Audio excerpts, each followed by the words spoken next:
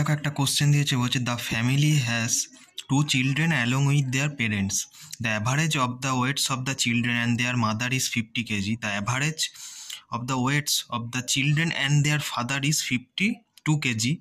If the weights of the father is 60 kg, then what is the weight of the mother? দেখো এখানেই বলেই দিয়েছে, প্রথম লাইনে কি বলছে, children and mother total average age কত হচ্ছে 50 কেজি।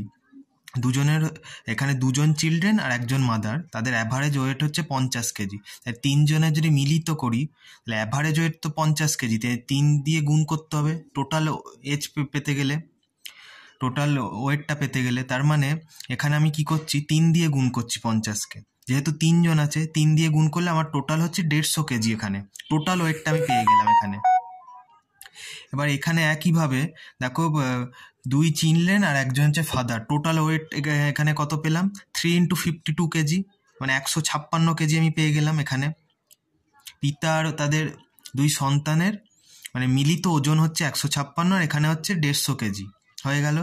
এখান থেকে দেখো আবার পরের লাইনে দেখো ফাদারের ওয়েটটা আমার বলে দিয়েছে 52 কেজি। দেখো 52 কেজি বলে দিয়েছে, তার মানে আমি এখান থেকে দেখো মাইনাস করতে পারি। চিলড্রেনের ওজন পেয়ে যাচ্ছি কত, 96 কেজি।